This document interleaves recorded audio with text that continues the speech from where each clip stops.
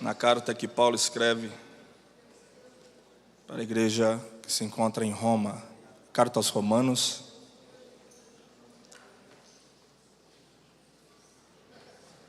Vamos ler o verso, capítulo 8, verso de número 1. Glória a Deus. Enquanto vocês procuram, eu quero externar a Deus a minha gratidão por esse privilégio de poder estar aqui com vocês. Meu coração se alegra muito, porque a graça dEle, a misericórdia dEle tem sido fiel na minha vida. Ele tem guardado a minha casa, a minha família. E até aqui, se estamos, é porque até aqui Ele nos sustentou. Quero agradecer a Deus pela vida do pastor Isaac, nosso pastor presidente. Que o nosso Deus em Cristo continue abençoando a vida do nosso pastor presidente. Que toda sorte de bênção recaia sobre a vida e a família de nosso pastor. Muito obrigado, tá, meu pastor, pela oportunidade. Agradecer a Deus também pela vida do pastor Cristóvão, coordenador desse trabalho tão fervoroso, tão pentecostal. Que Deus em Cristo continue abençoando a vida do senhor, tá, meu pastor? Sua família, sua casa, seu ministério, muito obrigado mesmo. Eu me sinto muito honrado, tá, pastor Cristóvão? Muito obrigado mesmo, de coração, tá? Deus sabe que estou muito feliz, porque um trabalho tão grande desse, né, tão especial, com cantor de fora, tem tantos pregadores aí no meio da liderança, tantos pregadores aqui em Franca, mas aprove a Deus tocar no coração do pastor Cristóvão, o pastor Cristóvão lembrar de mim. Então, muito obrigado, pastor Cristóvão, grato mesmo. Que nosso Deus em Cristo continue abençoando toda a equipe da Almadef, do Comadef, todos os líderes que acompanham o pastor Cristóvão, o nosso irmão Tiago, o nosso irmão André. Que Deus em Cristo continue abençoando a todos vocês. Amém? Os irmãos encontraram o texto sagrado, digam amém. A Rafa está aí, a missionária Rafa. Faz só assim, amor. Todo mundo te conhece, mas eu quero fazer. Faz aí. A Alicia, faz aí, Alicia. Aí, a linda, igual o pai. Estou brincando. Estamos muito felizes. Nós estamos aqui na cidade por alguns dias, meus irmãos. Antes de entrar no texto, deixa eu só falar algo bem rápido para vocês. Eu quero a atenção de todos vocês, por favor. Estamos aqui alguns dias. Nós vamos embora agora nessa próxima semana. Nós viemos para trazer a minha menina, a Alicia, para fazer um exame que ela faz em 6 meses. Nós estamos aqui alguns dias. Deixa eu falar algo para vocês. Faz 6 meses que nós estamos no Vale do Jequitinhonha. Fomos para lá para iniciar um trabalho missionário. E nós temos vivido grandes milagres ali. Enquanto eu estava me arrumando para vir, eu entendi o seguinte, que quem é o pastor do trabalho que está se iniciando ali é o próprio Espírito Santo. Eu estou apenas auxiliando o Espírito Santo ali. Porque fez 6 meses que nós estamos ali. Nós fomos para lá dia 17 de janeiro, iniciar um trabalho. Foi eu, a Rafa, minhas meninas. Chegamos lá na cidade de Carbonita, tem aproximadamente 9.000 habitantes. Uma cidade pequena, porém, geograficamente, ela é um pouco grande, porque ela é espalhada. Falando nisso, um beijo para toda a igreja, para os irmãos de Carbonita, da nossa igreja ali, porque eu mandei o link e falei, assiste aí, que eu vou estar pregando, então vocês assistem aí. Eu estou longe, mas eu estou pensando em vocês. Então, um beijo para a Assembleia de Deus Missão da cidade de Carbonita. A todos vocês, eu amo vocês. Então, nós iniciamos ali e nós ficamos ali 2 meses fazendo um trabalho, um ponto de pregação na garagem de casa. Nós chegamos sem conhecer ninguém, o pessoal, quem que são vocês? De onde vocês são? Nós somos de Franca. Nós viemos para plantar uma igreja aqui, iniciar um trabalho. E aí a gente foi pegando amizade e foi conversando com o pessoal, falando que nós éramos um casal de missionários que estávamos para iniciar um trabalho. Então, nós conversamos com algumas pessoas e decidimos fazer um culto ali na garagem de casa. E para a glória de Deus, irmãos, no primeiro culto que nós fizemos ali, deu 42 pessoas. Dá um glória a Deus mais forte aí, irmão. Porque você não tem noção como é lá, viu? E aí, nós ficamos muito felizes, entendemos que o Espírito Santo começou a trabalhar de uma maneira muito extraordinária. No segundo culto, deu quase 60 pessoas na garagem de casa. Nós levamos 53 cadeiras daqui, ficou gente em pé lá. E aí nós ficamos no ponto de pregação ali na garagem de casa 2 meses, inauguramos a igreja. E na inauguração, no terceiro mês de inauguração, nós fizemos o primeiro batismo e levamos 6 almas para a glória de Jesus Cristo.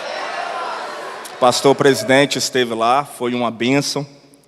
Nós fizemos o primeiro batismo, deu quase 100 pessoas, irmãos.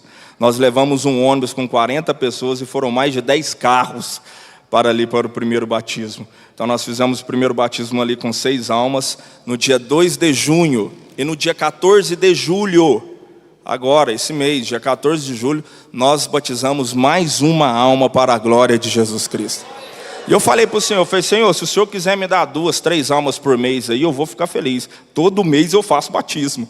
E estamos ali, irmãos. Nós temos vivido grandes milagres. Nós estamos ali aproximadamente com 40, 45 pessoas.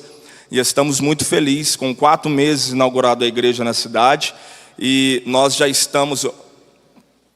Eu vou falar, o pessoal está assistindo e eles não sabem. Mas eu vou ter que falar. E na volta agora, nós voltando na próxima semana, permitindo Deus, nós já vamos fechar o contrato com outro lugar bem maior de onde nós estamos, numa das avenidas principais da cidade, e nós estamos muito felizes. Então, a obra tem crescido, tem alcançado, e assim, a tal ponto, irmãos, Deus tem feito tantos milagres ali, a tal ponto que eu vou contar a respeito dessa jovem. Nós fizemos um culto ali, chegou algumas jovens ali para participar do culto, e quando elas chegaram, elas participaram do culto e acabou o culto, uma jovem olhou para mim e falou assim, pastor, eu estou o dia inteiro com o Espírito Santo falando no meu coração para vir participar desse culto aqui. Hoje Deus falou muito forte comigo.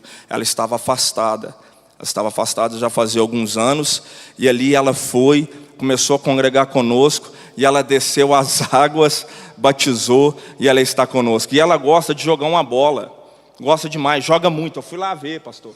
Eu falei, se eu quero ver se você joga mesmo. Eu fui lá, era toda quarta que ela joga bola. Eu falei, eu vou lá ver você jogar bola. Aí eu fui lá, cheguei, vi ela jogando bola, e ela ficou meio assim, pastor, mas eu quero batizar, e eu gosto de jogar bola. Eu falei, minha filha, a minha oração é que você seja a melhor do seu time.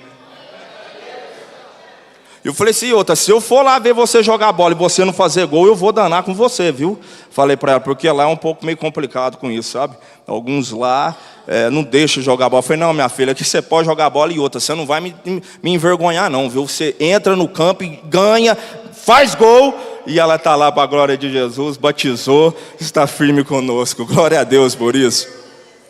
Então nós estamos muito felizes. Um outro trabalho que teve lá, teve um encontro do grau lá. O que é esse encontro do grau? Onde a rapaziada lá da cidade reúne, fecha a rua e começa a empinar de moto e fazer zerém e põe som alto, e é uma bagunça. E aí, um dia antes, eu fui visitar uma jovem, e aí chegou a irmã dela com o namorado, e a gente conversando ali, aí ele falou assim, eu vim para o encontro do grau que vai ter amanhã. Eu falei, que legal, quem que é o organizador desse encontro do grau aí? Aí ele pegou e falou assim, não, é o meu primo. Eu falei assim, fala com ele aí que se ele quiser, eu vou lá fazer uma oração e dou uma palavra antes de começar esse evento. Ele olhou em mim e disse, o quê?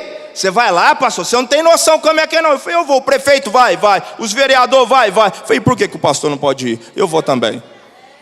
E aí o que aconteceu? Chegou lá o encontro do grau, tinha quase 1000 motoqueiros. A região da cidade inteira, assim, em volta ali, tudo vai. Eu cheguei lá de manhã, peguei amizade com os organizadores do grau lá. Um beijo, viu, Cleitinho do grau? Ele até se candidatou agora para pré-candidato a vereador. E aí eu cheguei lá, peguei amizade com eles, e aí eles começaram a olhar, ué, mas o pastor está aqui? Eu falei, então eu estou aqui, tudo bem? Participei um pouco lá, vi o movimento lá, eu, a Rafa, as meninas, e aí depois eu fui embora. No outro fim de semana eu fiz a concentração jovens, a primeira concentração jovens lá. Você está achando que nós não temos mocidade lá, irmão? Nós já temos mocidade lá, viu? Fiz a concentração jovens lá, comecei o culto, quem chega no culto? o Cleitinho, ele e mais uns amigos, foi mais uns colegas ainda do grau lá. Chegou, eu falei, glória a Deus. E ali, chegou aquele monte de jovens ali. Eu preguei, dei meu testemunho, anunciei o evangelho, preguei a palavra para eles. E o evangelho está sendo pregado lá na cidade de Carbonita, no Vale do Jequitinhonha. Eu quero que vocês confirmem uma profecia que eu vou entregar aqui. Vocês podem confirmar em nome de Jesus?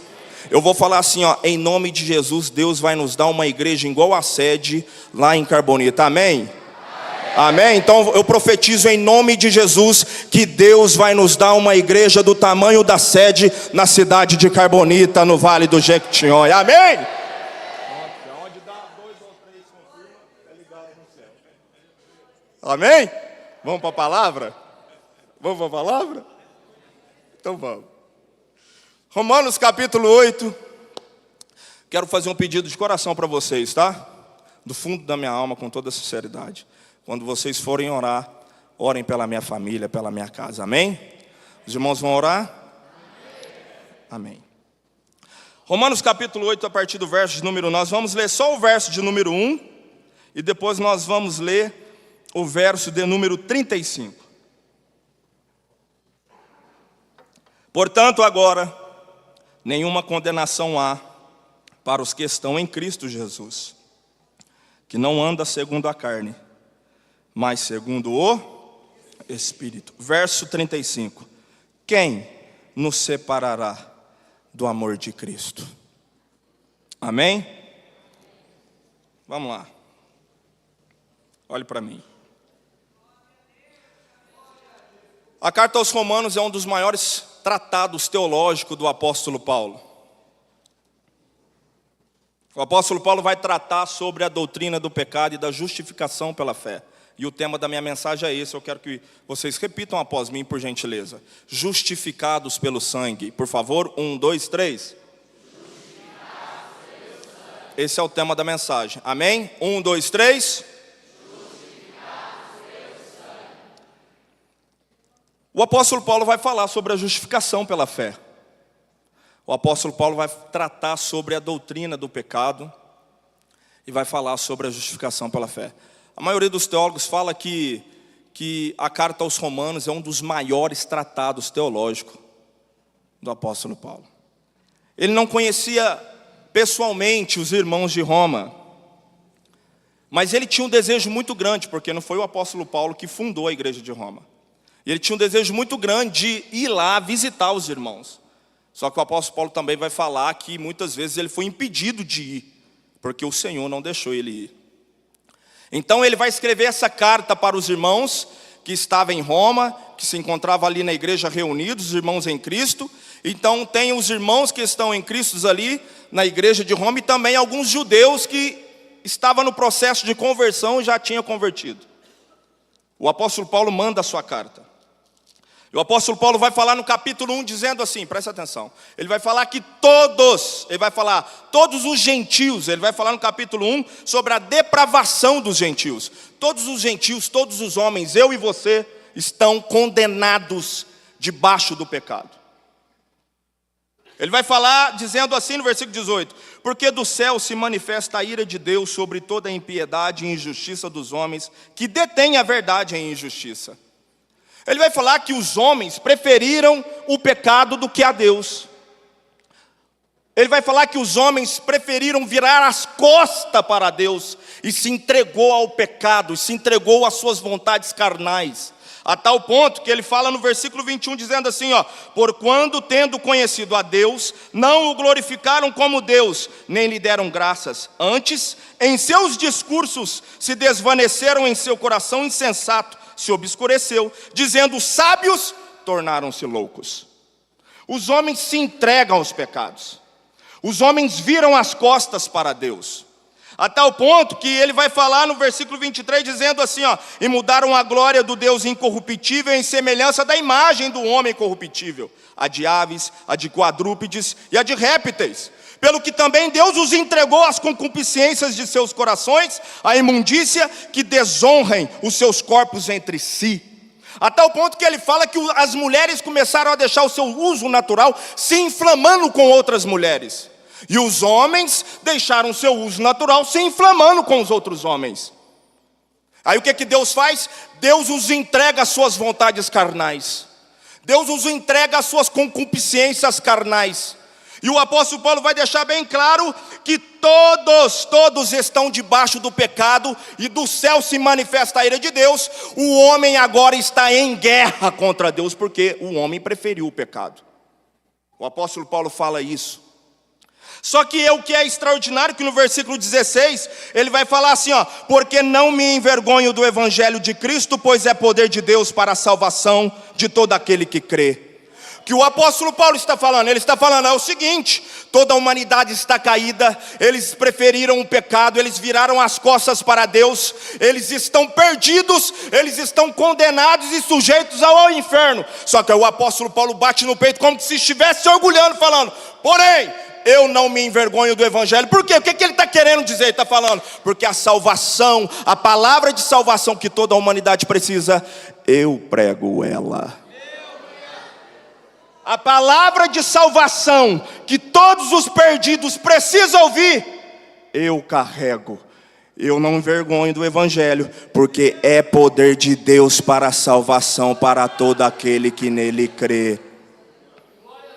E aí o que ele vai falar? No capítulo 2 ele vai dizer dessa maneira, porque os judeus que estão ali em Roma, eles vão bater no peito e vão falar assim, é verdade, todos os gentios estão sujeitos ao pecado, eles estão condenados mesmo. Agora nós judeus, não. Nós judeus, nós temos a lei. Deus se revelou para Moisés no Monte Sinai, nós somos filhos de Abraão. Nós não estamos perdidos. E aí o que o apóstolo... Opa, peraí. Vocês estão achando que vocês estão fora disso? Porque a lei não veio para salvar, a lei veio para revelar o pecado. A lei não salva, a lei aponta o pecado. Ou seja, se a lei fala, não pega o copo de água, e eu pego o copo de água, eu estou pecando. Por quê? Porque a lei aponta o pecado. Não pega o copo de água. Então agora eu sei que se eu pegar o copo de água, eu estou pecando. Então a lei não veio para salvar, a lei veio para apontar o pecado, a lei veio para revelar o pecado. Não havendo lei, não tem pecado. Se eu não tenho lei que me subjuga, que me direciona, eu não sei o que é pecado. Se a lei fala não adulterarás e eu adultero, eu estou em pecado. Mas se a lei fala se a lei não fala nada, como que eu vou saber que eu estou pecando? Então não havendo lei, não tem pecado. Mas a lei revela o pecado.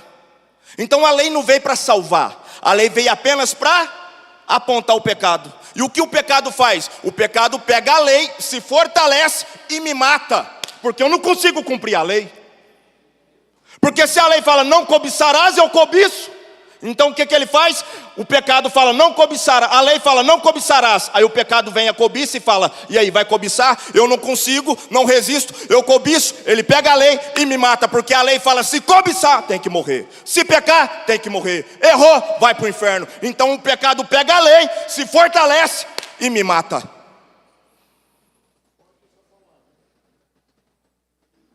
Aí o apóstolo Paulo vai falar assim no capítulo 2, porque para com Deus não há acepção de pessoas. Você está achando que você é judeu, você não vai para o inferno também? O apóstolo Paulo está falando isso aqui. Ele vai falar assim no versículo de número 12, porque todos os que sem lei pecaram, sem lei também perecerão. E todos os que sob a lei pecaram, pela lei serão julgados. Ou seja, a lei não salva ninguém, a lei só condena. O judeu bate no peito. Aí o apóstolo Paulo continua falando assim no versículo 17: eis que tu tens por sobrenome judeu, e repousas na lei, e te glorias em Deus. Você está batendo no peito e está falando que tem lei, que você recebeu a lei. Você está se gloriando em Deus? Aí o apóstolo Paulo vai falar assim para eles assim, no verso 19: e confias que és guia dos cegos, luz dos que estão em trevas, instruidor de nécios, mestre de crianças, que tens a forma de ciência e de verdade. Tu, pois, que ensinas a outro, não te ensinas a ti mesmo? Ele está falando, você ensina o outro e não se ensina a si mesmo? Aí ele fala assim para os judeus: Tu que pregas que não se deve furtar e furtas. Tu que dizes que não deve se adulterar e adulteras. Tu que abominas os ídolos e cometes sacrilégios. Ou seja, você prega uma coisa e não consegue cumprir. Ou seja, você defende a lei, só que a lei você não consegue cumprir. Cada dia que você fala da lei, você erra, você peca. Deixa eu te falar uma coisa, vocês também estão perdidos. Então entrou os gentios e entrou os judeus. Não sobrou para ninguém, todos foram debaixo do pecado. Aí o que ele vai falar? Ele vai falar assim, ó, no verso de número 9, no capítulo 3. Pois que somos nós mais excelentes de maneira nenhuma, pois já dantes demonstramos que tanto judeu como gregos, todos estão debaixo do pecado. Ou seja, não tem solução para nós. Não tem solução para nós. Não tem como resolver essa situação. O homem, por mais que ele tente fazer alguma coisa, ele não muda a sua história. Ele sempre será condenado e sujeito ao pecado. Sempre será. Sempre será. Os gentios estão perdidos, os judeus estão perdidos. Ele vai falar no capítulo 3, versículo 23. Porque todos pecaram e destituídos estão da glória de Deus. Todos pecaram e destituídos estão da glória de Deus. Aí o que ele vai dizer? Ele vai dizer no versículo 21. Mas agora, aleluia, se manifestou sem a lei a justiça de Deus. Eu sei que você não entendeu, mas eu vou te explicar. Aleluia. Mas agora se manifestou sem a lei. Por que é sem a lei? Que justiça de Deus se manifestou sem a lei? A justiça de Deus. Charles, que justiça de Deus que é essa? A justiça de outrem. Ou seja, de quem? Fala, pastor. De quem? De Cristo Jesus. Deus decide justificar o pecador. Vou repetir isso. Deus decide justificar o pecador. Vou repetir isso de novo, ó, olha aqui para mim. Todos estão debaixo do pecado. Aí Deus olha e fala assim, ó, vou justificar o pecador. Deus poderia olhar para o pecador e falar assim, ó, a partir de hoje você é um pecador, mas a partir de agora você não é mais pecador. Deus poderia fazer isso, sim ou não? Sim ou não? Poderia, mas ele não faz porque ele não vai contra os seus atributos imutáveis. Porque eu sou pecador, eu sou digno do inferno. Eu não consigo resolver minha situação. Aí o que Deus faz? Ele vai manifestar a sua justiça sem a lei. Fala assim, ó, sem a lei. Sem a lei. Por quê? Porque a lei fala que se eu pecar eu tenho que morrer. O que ele faz? Ele fala, lei, fica de lado. Lei, dá licença. Agora é sem a lei. Eu vou manifestar minha justiça, mas lei, sem, vai. Chega para cá. Eu vou manifestar minha justiça. O que é a justiça? Eu vou pegar, agora presta atenção. Eu vou pegar a minha ira. Eu vou pegar todo o meu furor. A ira que eu tenho contra o pecado. E eu vou lançar sobre Cristo. Eu vou pegar todos os pecados e vou lançar sobre o meu filho na cruz do Calvário. Eu vou pegar todas as imundícias e vou lançar sobre Jesus Cristo na cruz do Calvário. E o perdão, a restauração, a vida eterna, eu pego da cruz do Calvário e aplico em todos os pecadores. Oh, glória a Deus. Ele se manifestou a sua justiça sem a lei. Ei, deixa eu te falar uma coisa. Ele pega a justiça de outrem, que é de Cristo, e te justifica gratuitamente através da cruz do Calvário. Aleluia, glória a Deus. Quantos aqui foram encontrados pela cruz do Calvário? Quantos aqui? Aleluia. E aí o que o versículo 22 vai dizer? O versículo 22 vai falar assim, ó: isto é, a justiça de Deus pela fé em Jesus Cristo, para todos e sobre todos os que creem, porque não há diferença. O que eu preciso fazer? Eu preciso crer na cruz do Calvário. E se eu crer na cruz do Calvário, no sangue de Jesus Cristo, o que Ele fez por mim, eu sou restaurado, eu sou perdoado, eu sou justificado, pelo simples fato de eu acreditar na cruz do Calvário. Amém? E aí o que Ele vai dizer? Que todos os homens estão sujeitos ao pecado, estão condenados, mas Deus decide justificar o pecador. Deus decide justificar aquele que está caído, aquele que está no erro. E aí o que o capítulo 5 vai falar? No capítulo 6 vai falar assim, ó. Opa, agora se eu sou justificado, se eu era pecador, eu sou justificado. Agora eu não estou debaixo da lei, agora eu estou debaixo da graça. Fala assim, ó, estou debaixo da graça. Opa, então agora não tem lei que fala não cobiçarás. Agora não tem lei que fala não adulterarás. Agora não tem lei que fala não roubarás. Agora eu estou debaixo da graça. E se eu estou debaixo da graça, então eu estou livre? Eu posso fazer o que eu quiser? Hã? O apóstolo Paulo faz essa pergunta retórica, já sabendo a resposta. Ele faz a pergunta e já responde os irmãos. Ele fala no capítulo 6 dizendo assim, ó: que diremos pois? Permaneceremos no pecado para que a graça abunde? De modo nenhum. Nós que estamos mortos para o pecado, como viveremos ainda nele? Opa, segura aí, viu? Porque não confunda que aquele que foi perdoado, restaurado e justificado, agora está debaixo da graça, ele pode viver do jeito que quiser. Ah, agora eu vou errar mais, porque cada vez que eu erro, a graça se manifesta na minha vida. De modo nenhum, é o aconselho do apóstolo Paulo. O tema de vocês aí não é Romanos 12? Então segura. Aí ele fala assim, ó: ou não sabeis que todos quantos fomos batizados em Jesus Cristo, fomos batizados na sua morte? Ou seja, na morte de Cristo, quando você desce as águas, você é uma nova criatura em Cristo Jesus.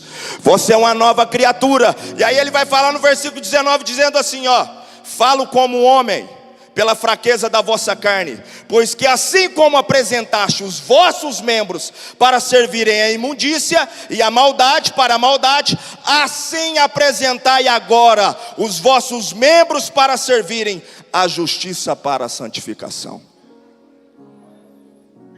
Olha o verso 13, ó: nem tampouco apresentei os vossos membros ao pecado por instrumento de iniquidade, mas apresentai-vos a Deus como vivos dentre os mortos, e os vossos membros a Deus como instrumento de justiça. Olha aqui para mim. Sabe o que o apóstolo Paulo está falando? Apresenta os vossos membros agora para Deus. O que é membro? Membro é tudo que te compõe: ouvido, boca, olhos, nariz, braço, perna, faculdades, consciência, decisão, emoção, inteligência, sabedoria. O apóstolo Paulo está falando assim, ó, no versículo de número 19. No verso, ele vai falar assim, ó: falo como homem na fraqueza pela vossa carne, porque assim como apresentaste os vossos membros para servirem à imundícia, para a maldade, assim apresentai agora para Deus. Sabe o que ele está falando? Do jeito que você apresentava os seus membros para o mundo, se apresenta para Deus agora. Ele está falando assim, ó: do jeito que você apresentava os vossos membros para a imundícia e para a maldade, apresentai agora para Deus. Entre linhas, ele está falando assim, ó: sabe o vigor que você tinha quando você estava no mundo? Sabe a saúde que você gastava quando você estava no mundo? Sabe a vontade que você tinha, a disposição que você tinha no mundo? Se apresenta para Deus agora. Apresentai agora. Assim como vós apresentastes para a imundícia e para a maldade, se apresenta agora para Deus. E outra, quando ele fala membro, é você por completo, viu? Não é você pela metade, não. Não é você apresentar sua mão aqui e depois se apresentar seu corpo lá fora. Porque aqui no capítulo 6 ele está trazendo uma tipologia de patrão, de senhor. E ele traz os dois patrão, o pecado e o Senhor. Ele está falando, quando ele fala se apresentar, ele está falando assim, ó, é trabalhar como serviçal. Não é para você se entregar como serviçal para o pecado e ter ele como seu patrão. É para você do jeito que você serviu o patrão pecado lá fora, agora você serve o seu patrão Senhor agora. Então você não pode oferecer menos para Deus do que você oferecia para o mundo lá fora. Viu? Nós temos sido mais dedicados ao pecados quando éramos do mundo do que a Deus agora, sim ou não? Você gastava a sua saúde para ir para a balada? Você comprava um ingresso, se o tempo fechasse, você falava, independente, eu fico debaixo de chuva, mas não perco esse show. Aí você vem para uma vigília, não aguenta orar 5 minutos, e fala que é pentecostal, que é cheio do Espírito. Cheio aonde? Cheio aonde? Você é cheio aonde, irmão? Você está achando que você é cheio a falar em línguas? Você está achando que você é cheio a sapatear aqui? É dar glória aqui, sai pulando aqui? Ser cheio, sabe o que é? É apresentar o seu corpo para servir a Deus com justiça e santificação. Isso é ser cheio, viu? Ser cheio é sair daqui e praticar o que está ouvindo. Ser cheio é sair daqui e ser crente lá na faculdade, meu filho. Ser cheio é sair daqui e ser crente lá no seu serviço. Apresentar e agora. Ele está falando assim, ó, não oferece para Deus menos do que você servia para o Satanás lá fora, não. E aí, o que você tem feito? Você engana os outros, a Deus você não engana não, meu irmão. Agora eu vou cantar lá no Júlio Gospel.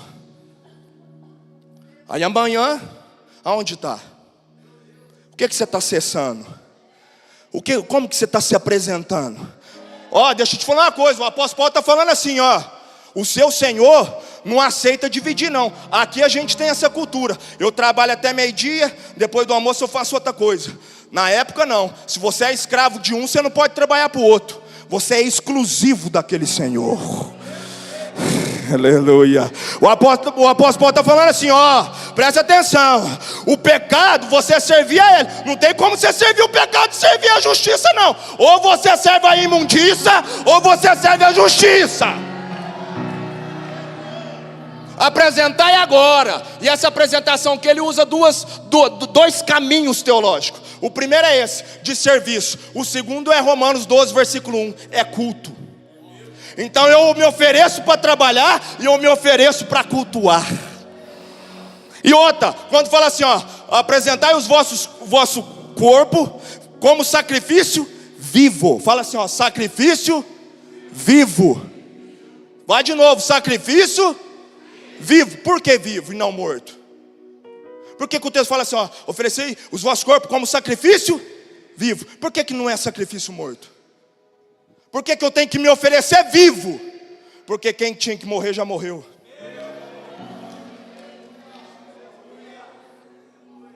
Então eu me ofereço, porque quem já se ofereceu, já morreu por mim. É Cristo na cruz. O apóstolo está falando assim, se oferece vivo. Por que vivo? Porque ele quer receber o seu culto vivo. Porque quem tinha que morrer já morreu na cruz, já derramou o sangue, já te perdoou, já te restaurou. Agora se apresenta a mim. Quantos aqui quer se apresentar a Deus? Deixa eu ver aqui. Deixa eu ver aqui uma geração, uma mocidade que não se apresenta a dois senhores. Deixa eu ver aqui aquele que serve só um Senhor. Deixa eu ver aqui só aquele que serve o Senhor dos senhores. Deixa eu ver aqui só aquele que serve o Rei dos reis. Deixa eu ver. Só aqueles que servem o Rei verdadeiro. Levanta a mão para adorar a Ele. Apresentai-vos agora como sacrifício diante de Deus. Aí ele vai falar no versículo de número 20. Porque quando ereis servos do pecado, estáveis livres da justiça. O que ele está falando? Quando você era servo do pecado, você não sabia o que era justiça, você não sabia o que era a palavra, você não sabia o que era o evangelho. Você estava livre, porque você era escravo do pecado. Não tinha como você ser escravo do pecado e você estava livre da justiça. Aí o verso de número 21 vai falar assim, e que fruto tinhais então das coisas que agora vos envergonhais? Que fruto você tinha quando você serviu o mundo? O que produziu você serviu o mundo, qual que foi o fruto que você ganhou? Qual foi? Valeu a pena? Valeu a pena? Sabe o que o apóstolo fala? De que agora vos envergonhais. Sabe o que é o sentimento que eu tenho que ter? É de vergonha. Você já viu aquele irmão que vai contar o testemunho quando era do mundo e ele bate no peito como que você está orgulhando? Eu era traficante. E daí? O problema é seu. Ridículo isso. Não, eu pegava tudo. Eu ia para as baladas, quebrava tudo. Parece que ele se orgulha disso. O apóstolo Paulo está falando assim, ó, você tem que ter vergonha. Segura, irmão. Você tem que ter vergonha. De que fruto tinhais das obras que você fazia? De que agora vos envergonhais? Sabe por que eu me envergonho agora, Hugo, do que eu fazia? Porque antes eu não conhecia a justiça, agora eu conheço. E eu sinto vergonha de tudo que eu fiz quando eu olho para a cruz do Calvário. Eu sinto vergonha de todas as atitudes que eu tive. E eu olho o que Ele fez por mim, o sangue que Ele derramou. Ele me amou antes de eu mesmo conhecer Ele. A palavra de Deus fala que Ele se entregou ainda a nós, pecadores. E quando eu olho para Ele, a única coisa que me resta é vergonha. Eu abaixo a cabeça e falo, Senhor, obrigado. Quantos aqui se envergonham? Aleluia. E aí Ele vai falar assim, ó. Que fruto tinhais então das coisas que agora vos envergonhais? Porque o fim delas é a morte. O fim delas é morte. É morte. O fim delas é morte. Sabe qual que é o fruto de uma vida pecaminosa do mundo lá fora? É morte. E outra, deixa eu te falar uma coisa, viu? Se você ter o pecado como seu patrão, ele não atrasa salário não, viu? Ele paga em dia. Ele paga em dia. E aí ele vai falar assim, ó, verso de número 22. Mas agora, libertados do pecado e feitos servo de Deus, tende o vosso fruto para a santificação e por fim a vida eterna. Oh, aleluia. Vale a pena servir o Senhor. Sabe por quê? Porque o fruto da santificação, de ter o Senhor como patrão, o fruto é vida eterna. É vida eterna, é vida eterna, é vida eterna, é vida eterna. Eu não vim aqui fazer barulho para você não. Eu vim falar para você que é melhor você servir o Senhor, porque o fruto da santificação é vida eterna. É vida eterna. Fala para a pessoa do seu lado assim, ó. Você está precisando ouvir.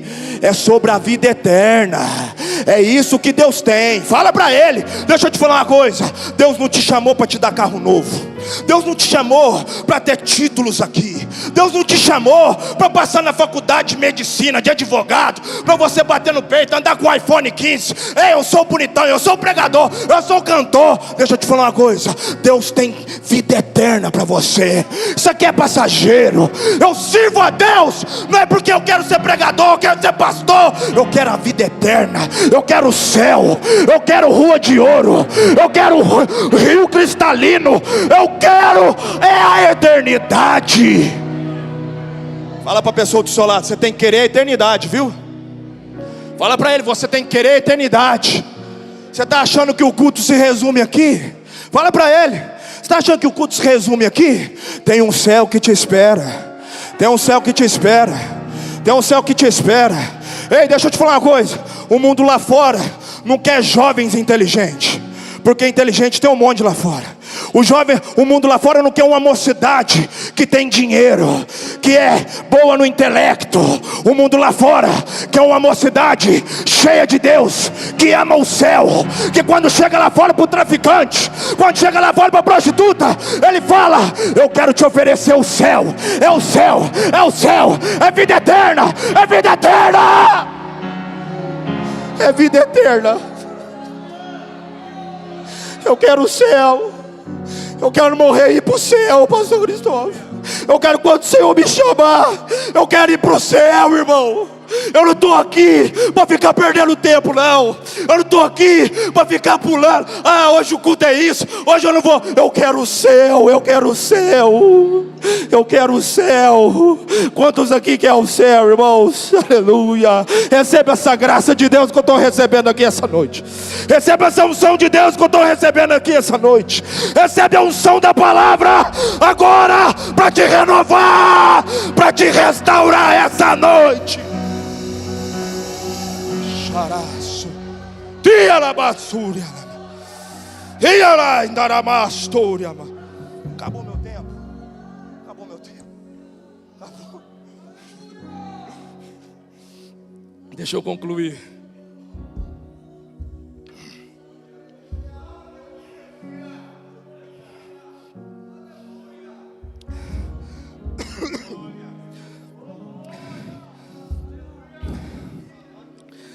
E aí o versículo vai falar assim, ó. Porque o salário do pecado é a morte, mas o dom gratuito de Deus é a vida eterna, por Cristo Jesus, nosso Senhor. Olha aqui para mim. Por que que ele muda? Ele está falando assim, ó. Porque o salário do pecado é a... Por que que ele não fala assim, ó? E o salário de Deus é a vida eterna? Por que que ele não fala isso? Porque salário é o que você merece. Você trabalha o mês inteiro para receber. Sim ou não? Então a única coisa que você merece... deixa eu falar uma coisa. A única coisa que você merece, que eu mereço, é morte. É morte. A única coisa que eu mereço é a morte. Por isso que ele está falando, o salário do pecado é a... Aí ele está falando, mas aí ele muda. Em vez de ele falar o salário de Deus, ele fala assim, ó. Mas o dom gratuito. Por quê? Porque eu não mereço, então recebe de graça. É vida eterna, por Cristo Jesus. Nós não merecíamos, mas Ele decidiu dar gratuitamente. Você não merece, mas eu te dou. Você não merece, mas eu te dou. Mas eu te dou, mas eu te dou, mas eu te dou gratuitamente a vida eterna.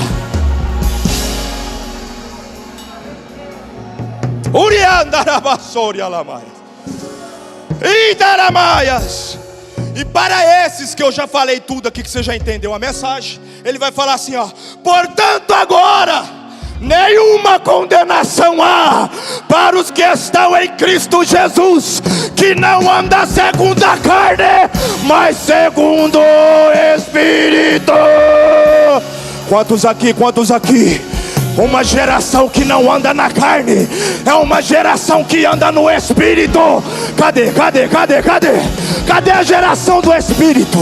Cadê? Cadê? Cadê? Cadê? Você está aí? Você está aí? Você anda no Espírito? Então fica de pé no Espírito. Aleluia. Eira bastora.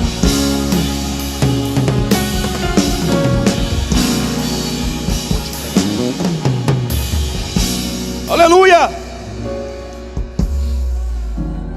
Olha aqui para mim. Olha aqui para mim, não gasta um minuto. Olha aqui para mim. Ele começa o capítulo 8 dizendo: portanto agora nenhuma condenação há. E ele termina o capítulo 8 dizendo: quem nos separará? Porque a geração que não anda na carne não tem nenhuma condenação e não há separação. Deixa eu te falar uma coisa. Nada pode te separar do amor de Cristo. Quem que é esse que não pode ser separado? O que não anda segundo a carne, mas segundo o... É aquele que era pecador, foi justificado. Aquele que foi justificado não tem o pecado como seu Senhor, porque entendeu que o salário do pecado é a morte. Agora ele serve o Senhor, ele é justificado, ele é perdoado. E aquele que é perdoado não tem nenhuma condenação. Isso não tem nenhuma condenação. Quem vai nos separar? Você. Ninguém pode separar do amor de Deus. Não há condenação para aqueles que estão em Cristo. Então receba essa palavra, meu irmão. Que você receba agora essa noite uma graça que te renova, que te perdoa e que te restaura. Você não vai se perder. O mundo não é seu lugar. A bebida não é seu lugar. A prostituição não é seu lugar. O diabo pensou que ia te tragar. O diabo pensou que ia te abater. O diabo pensou que ia te derrubar na lona e ia te envergonhar. Mas Deus manda te dizer hoje: creia na justificação que eu te dei. Creia no sangue que eu derramei. Creia no perdão que eu te liberei. Creia agora na restauração que eu te libero. Você é de Cristo. Você não é do mundo. Você é de Deus. Você não é do diabo. Você não é da terra. Você é do céu. Quantos aqui é do céu? Quantos aqui é do céu? Quantos aqui é do céu, meu irmão? Que Deus em Cristo abençoe todos vocês.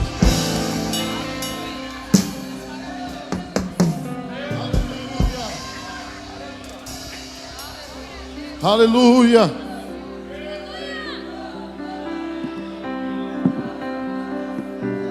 Feche seus olhos aí. Vamos adorar ao Senhor nesta noite. Só quem é do céu